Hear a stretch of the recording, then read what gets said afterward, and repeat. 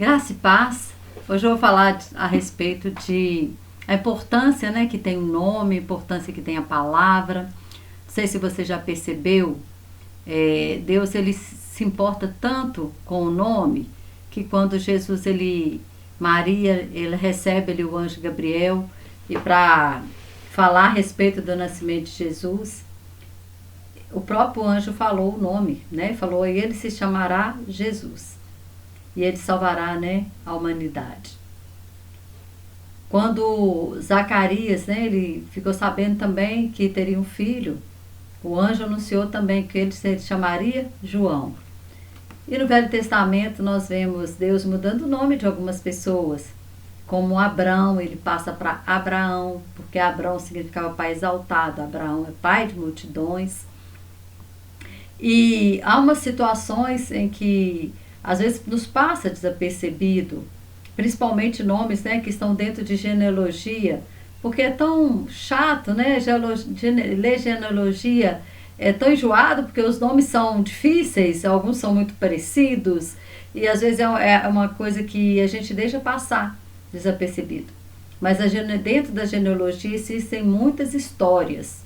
A genealogia, nela conta história também. Então é importante nós lermos e muitas das vezes prestar atenção, porque nada está... A Bíblia, né, Paulo ele fala, tudo que foi escrito para o nosso ensino foi escrito. Então nada foi escrito à toa, nada foi escrito por acaso. Não existe acaso na agenda de Deus, existe propósito. Então tudo foi deixado para nós com um propósito.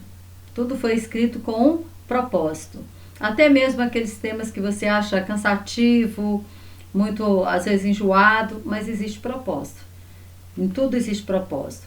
E eu quero ler um texto que talvez, né, tenha passado desapercebido por muitos de nós, que está aqui em 1 Crônicas 7, fala assim, a partir do verso 20.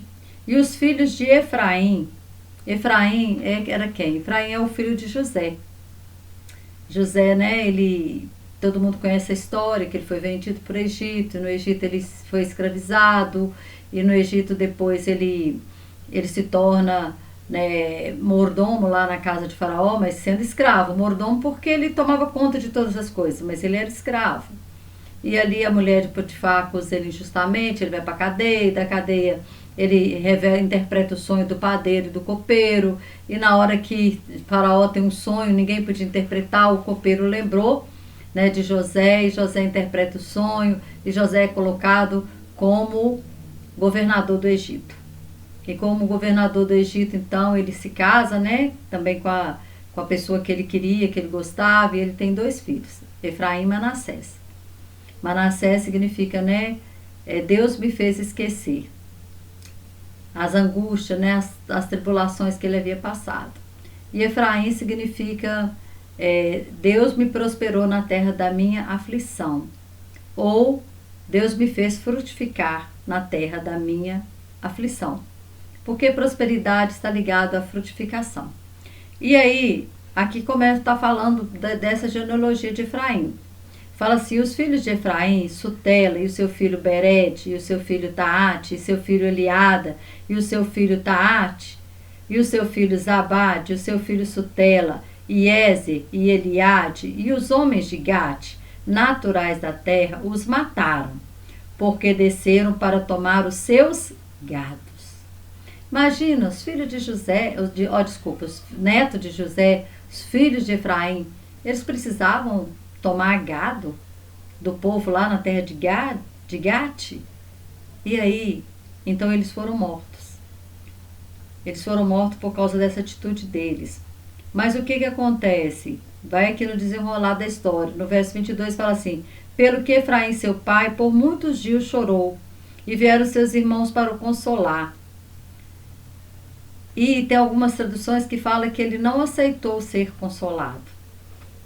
Ele não aceitou. Ele quis ficar naquele lugar de luto. Então hoje, né, o tema desse vídeo é saia do lugar de luto. Saia do lugar, né, que te fez sofrer. Por quê? Porque o luto, ele é normal, ele vai acontecer. A perda vai acontecer. Né? A nossa vida, ela tem altos, tem baixos, a nossa vida tem tem problemas, tem tribulações, tem alegria, tem tristeza, tem de tudo. E nós temos que entender que o luto, 30 dias de luto, né, às vezes um tempo maior, por causa que era um filho. Eu imagino a dor, né, de se perder um filho. Deve ser muito grande, porque o natural, né, a lei natural é os pais enterrados, quer dizer, os filhos enterrar os pais, não os pais enterrar os filhos. E aí ele teve que enterrar os seus filhos, e por causa disso ele ficou ali, né, e vieram os irmãos para consolar, mas ele não aceitou ser consolado. E fala assim, olha, que depois entrou a sua mulher, ou seja, teve relacionamento sexual com a sua mulher, e ela concebeu e teve um filho. E chamou o seu nome Berias, porque as coisas iam mal na sua casa. Então, agora nasce, né, um outro filho. Deus dá uma nova oportunidade. Deus muda a estação, mas ele não quis mudar a estação. Talvez Deus está trazendo algo novo na nossa vida. Deus quer mudar a estação da nossa vida. Deus quer tirar o luto, trazer alegria. Deus quer tirar as vestes, né, de tristeza, colocar vestes de alegria. Mas nós não aceitamos.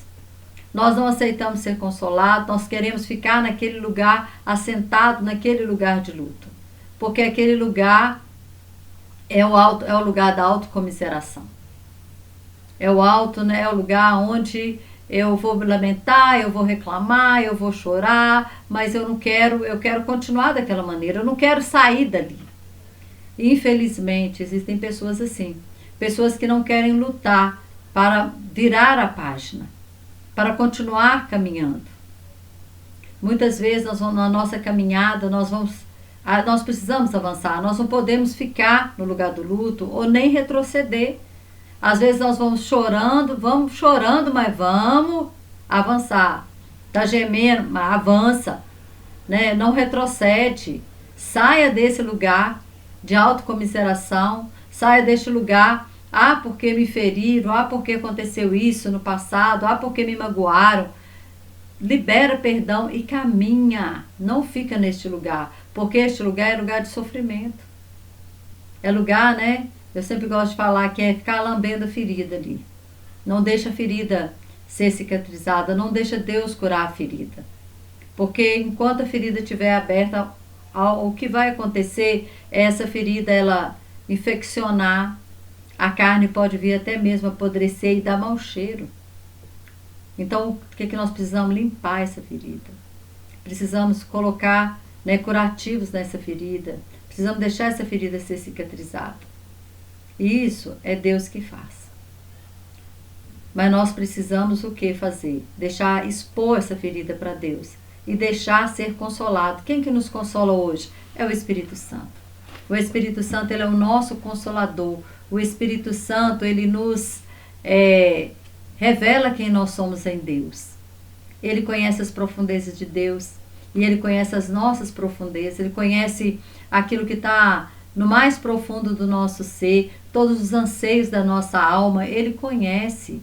E ele pode, né, nos consolar. Ele pode nos ajudar. E ele pode levar até Deus todas as nossas petições. Os nossos desejos do nosso coração. Então nós precisamos deixar o Espírito Santo nos consolar. Deus, ele quer nos curar. Deus tem, né?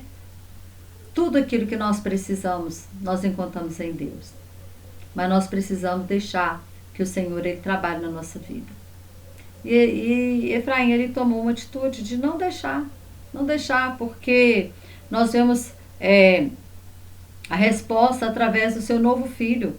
Ele teve um outro filho, e olha o nome que ele coloca nesse filho. Porque as coisas iam mal na sua casa. Você imagina? Beria significa porque as coisas vão mal lá em casa. Imagina, você vê aquela criança ali brincando, aquela criança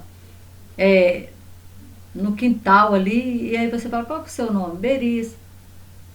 E todo mundo sabe que Berias porque as coisas vão mal na minha casa. Porque as coisas vão mal na minha casa.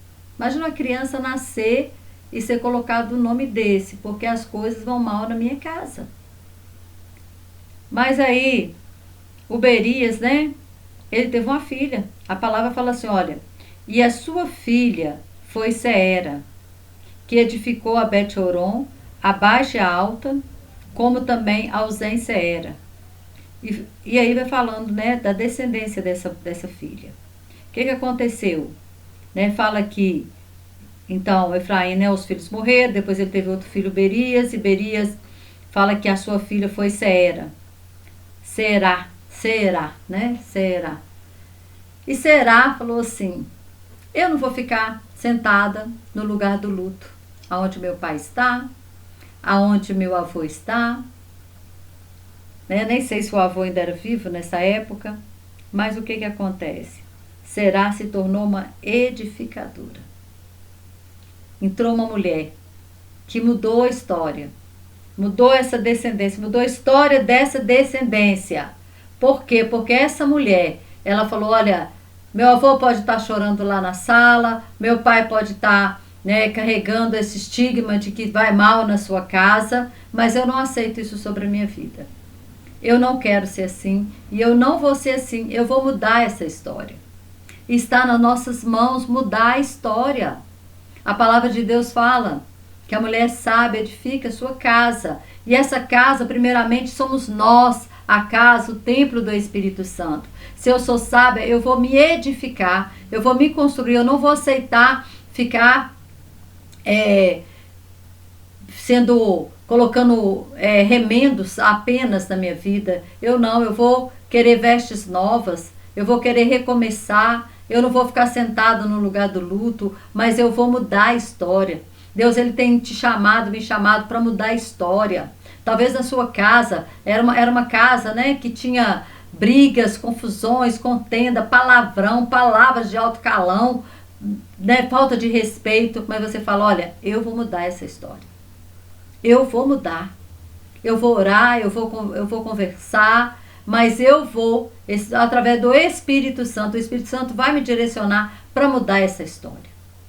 E às vezes naquele lugar que você chegava antes, era um lugar de luto, de tristeza, agora passa a ser um lugar de alegria, porque alguém resolveu se levantar, alguém resolveu edificar, alguém resolveu ser instrumento de bênção no meio daquela descendência, no meio daquela família.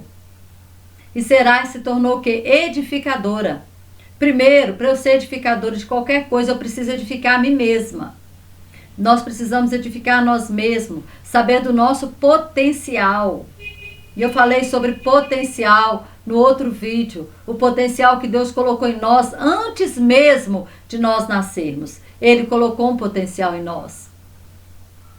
E claro que ele colocou esse potencial, porque ele tinha projetos, propósitos através da nossa vida.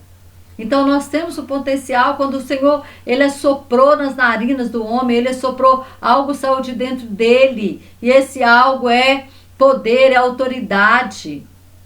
E quando o Senhor nos concede isso, é para que nós possamos usar.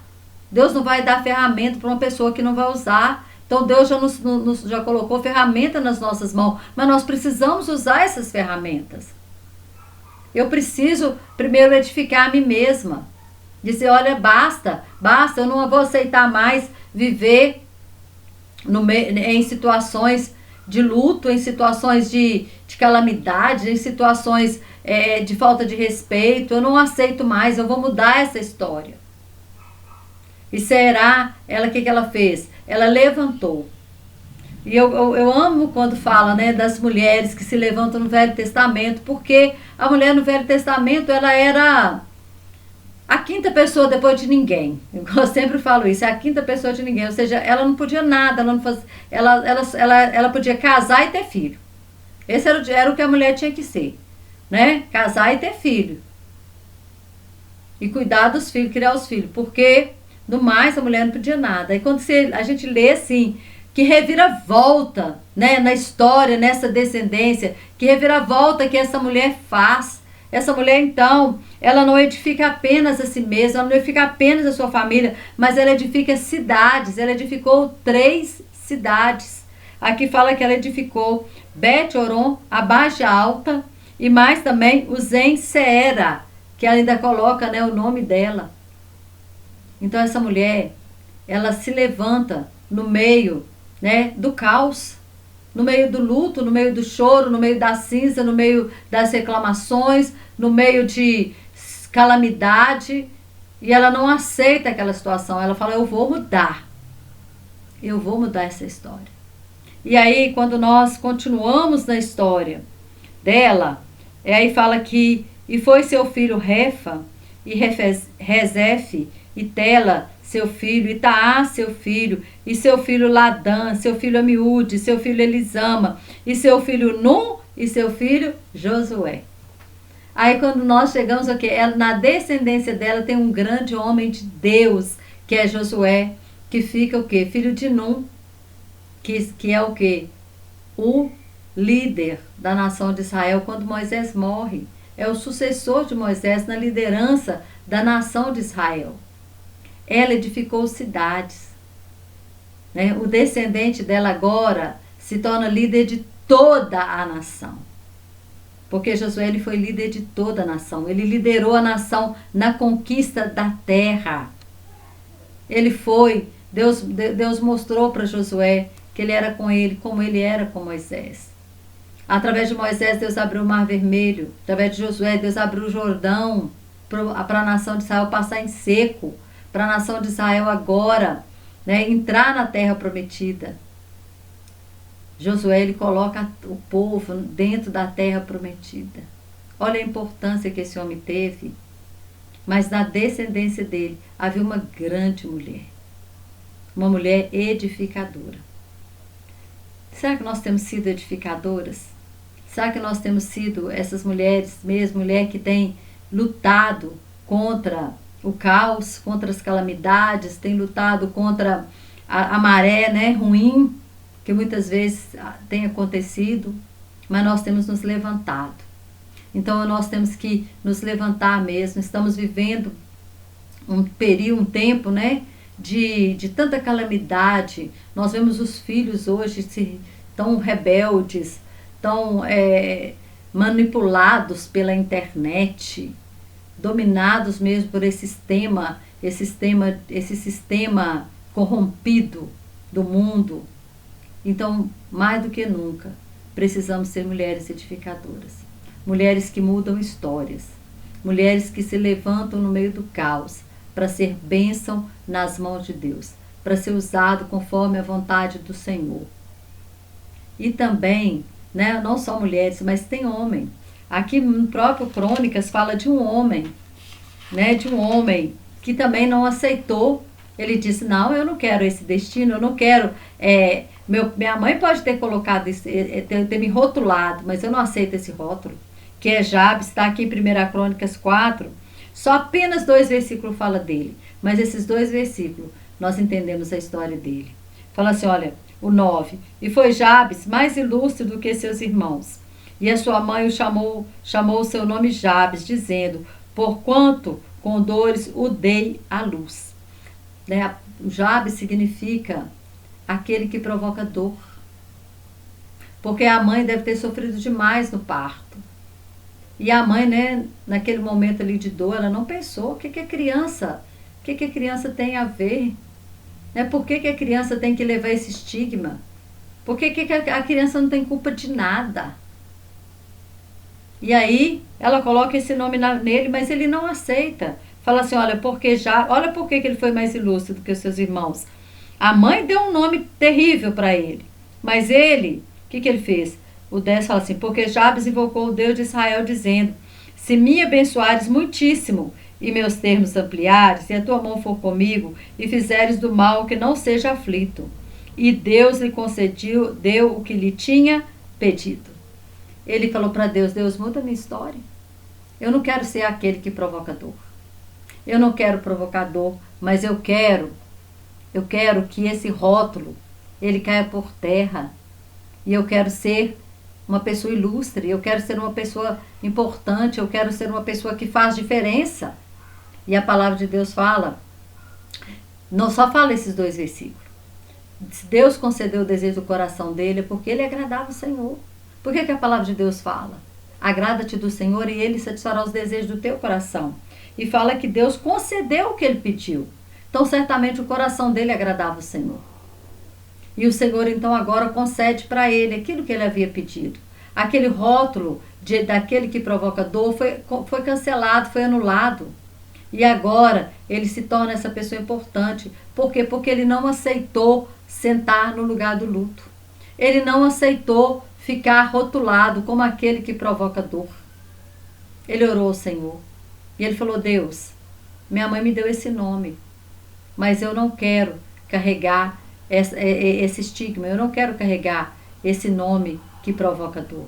Cancela essa palavra, cancela sobre esse nome, essa maldição, porque eu quero ser bênção, eu quero ser bênção.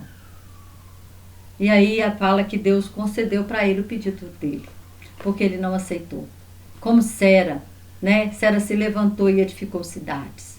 Aqui nós não sabemos se Jabes edificou, o que ele fez. Só fala esses 2 versículos dele. Mas fala que ele foi mais ilustre do que seus irmãos. O que ele fez para ser ilustre? Eu não sei, a palavra não fala. Mas nós sabemos que ele também foi alguém importante. Ele foi alguém importante. Senão ele não estava aqui. E o que ele pediu a Deus agradou o Senhor. Porque o Senhor concedeu. Era da vontade de Deus.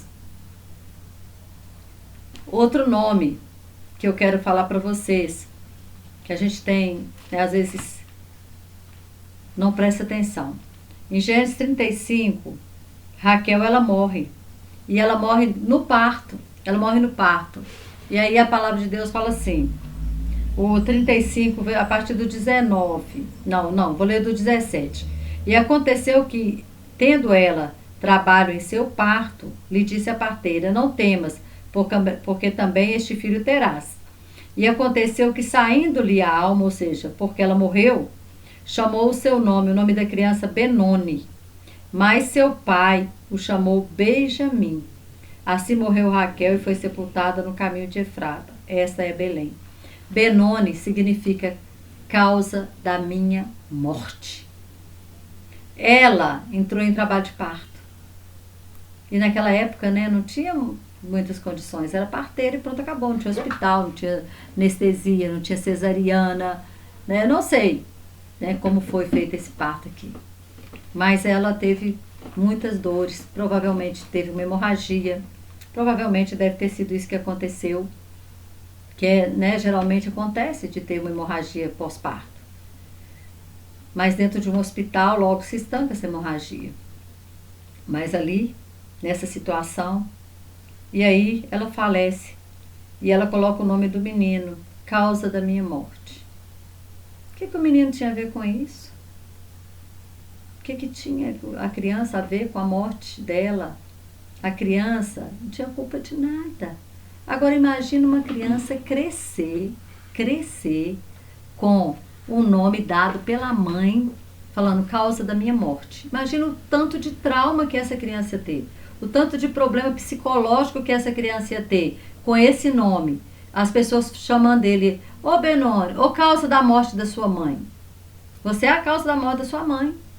Você imagina como que seria a vida dessa criança? Só que Jacó não aceitou. Glória a Deus, né, pela vida de Jacó. Jacó, ele foi muito sábio. Jacó não aceitou. Quando a parteira vem com a criança, entrega para Jacó, e aí ela fala assim, a sua mãe, né? Aconteceu que saindo-lhe a alma, no verso 18, chamou o seu nome Benoni, mas o seu pai chamou Benjamim, filho da mão direita. Benjamim significa filho da mão direita. Ou seja, aquele que está à direita da minha mão. A mão direita é aquela que a gente mais usa, né? Então, Benjamim, Jacó, então, honra essa criança. Porque ele sabia que esse nome traria sobre ele uma estigma muito ruim. Muito ruim. E ele, então, resolve mudar a história dessa criança. Eu quero te dizer que na nossa mão está o mudar a história da nossa vida, às vezes é a história da nossa descendência, como Sera, às vezes é a história, né, do nosso casamento, é a história da situação espiritual de toda a família. Está na nossa mão orar, está na nossa mão buscar, está na nossa mão o falar com Deus, porque fazer como Jabes, né, orar ao Senhor e falar: Senhor, muda essa história. Eu não aceito essa história, eu não aceito essa maldição sobre a minha casa, como Berias, né? Berias, né? Porque as coisas vão mal na minha casa. Não, nós não podemos aceitar. Nas nossas palavras há poder, há tanto poder nas palavras que Deus mesmo, Ele vai mudando a situação, Ele vai mudando nomes, Ele vai mudando histórias, Ele vai mudando. Então nós temos que entender que nós não precisamos ficar sentados no lugar de luto, mas a escolha é nossa. Sempre Deus, Ele nos dá uma escolha. Ou você fica sentado no lugar do luto, ou você se levanta para ser edificador, para ser edificadora. Se levanta como Sera, se levanta como Jabes, para orar, para proclamar, para dizer: Deus, se comigo, muda isso, muda aquilo, faz, acontece, eu estou aqui, eu quero ser usado, eu quero ser instrumento nas tuas mãos, muda a história dos meus filhos. Nós não podemos, né, escolher por eles, mas nós podemos orar para que Deus os alcance de alguma forma. Nós podemos plantar sementes na vida deles e no coração deles, através das palavras que nós vamos ministrando na vida deles. E cancelando também, que nós vemos aqui que são pais, né? Olha para você ver, a mãe de Jabes que coloca sobre ele esse nome. É a mãe de Benjamim que coloca Benoni. É o pai, né, lá é o Efraim que coloca o nome lá de Berias. Então são pais, pessoas com autoridade espiritual, colocando maldição sobre os filhos.